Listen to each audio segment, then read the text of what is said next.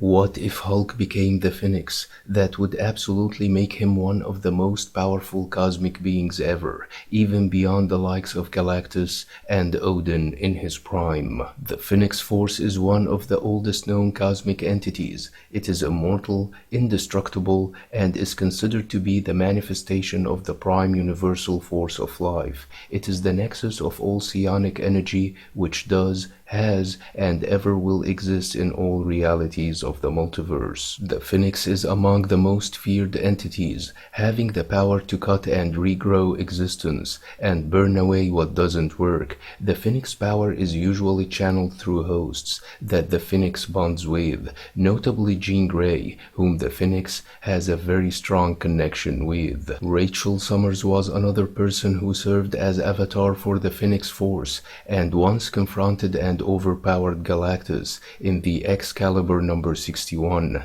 As the avatar of the Phoenix, Rachel flies in space when she suddenly sees something disturbing. She gets closer, only to find out an energy beam dissolving the planet's surface and eating through to its core, draining its life force. She finds the formidable machine which is unleashing this energy, and she knows the architect who made it, namely Galactus. She tries to talk some sense into the world's eater and tells him that he must deactivate his device cause this world bears life, but Galactus tells her to leave him be as he needs to feed, forcing Rachel to destroy the device. Rachel tells Galactus that she did not mean to destroy his machine and just wanted to save the life on this planet. Galactus tells her that he does that to survive and says that he is weak and consumed by hunger, arguably explaining the outcome of this battle. Galactus attacks Rachel, remarking that she will pay for her intrusion,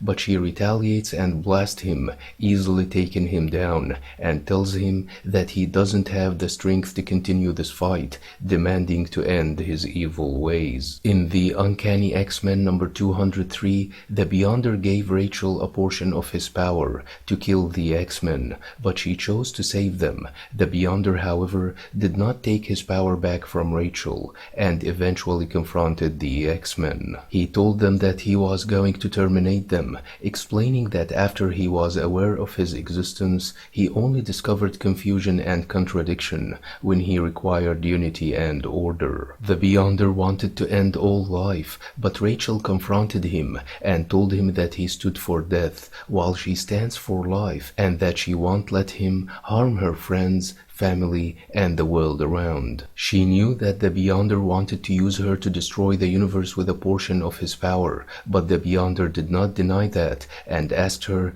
to give him back his power. Rachel was more than happy to oblige. However, she also gave him the experience she had when she linked with the universe through the Macran crystal. The Beyonder was overwhelmed by the existence of every living creature on the planet and could not move or make Rachel stop. This was far more than even he could bear. All that Phoenix experience, the totality of life in all its forms and all its infinite glory, became the Beyonder's, and he collapsed. Another example of the Phoenix power is when Cyclops, Emma Frost, Namor, Colossus, and Magik gained just a portion of the awesome power and became the Phoenix Five. In the Avengers vs. X-Men run, Thor confronted the Phoenix Emma Frost, where he lunged at her and knocked her away, but Emma underestimated Thor's power and mocked him, enraging Thor, who struck her hard and smashed her to pieces. But Emma assembled her scattered pieces of diamond and fell on Thor with great force like bullets. She reformed her body, remarking that the Phoenix power inside her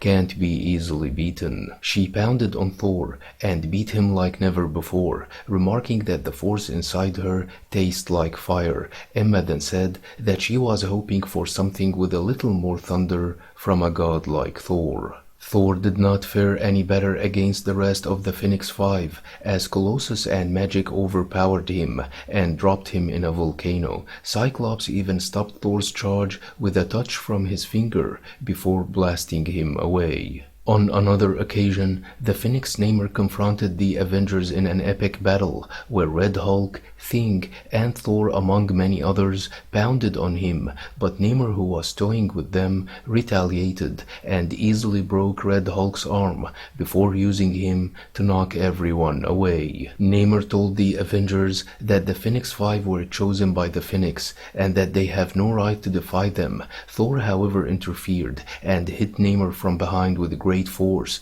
but Namor overpowered him before clashing with the Scarlet Witch. Wanda used her chaos magic and managed to telepathically mess with Namor's mind, forcing the Phoenix to abandon him and eventually stopped him. This, however, consumed her power and dropped her unconscious. The Phoenix Five humbled Gladiator in Wolverine and the X-Men number 13. Cyclops told Gladiator that the X-Men have always been friends with the Shi'ar and that doesn't need to change now. Gladiator said that Phoenix has no allies but death and destruction, demanding that Cyclops renounces the Phoenix power. The battle raged between the two, while Kid Gladiator watched as his father was getting beaten. He says that his father's punches can crack moons, and that his eye beams burn hotter than the sun, and that he can tear apart a black hole with his bare hands. Yet, he is losing this fight against the Phoenix Five, who pound on Gladiator and beat him to within an inch of his life. Based on these facts, among many others, the Phoenix power would vastly increase the Hulk's strength, stamina, and durability,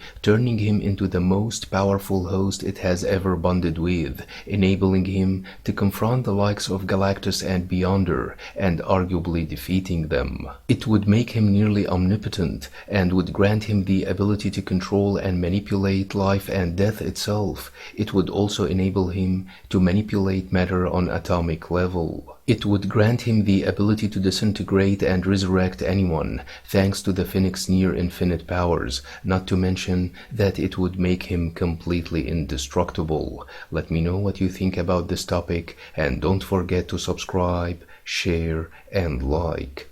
Thanks for watching, and have a nice one.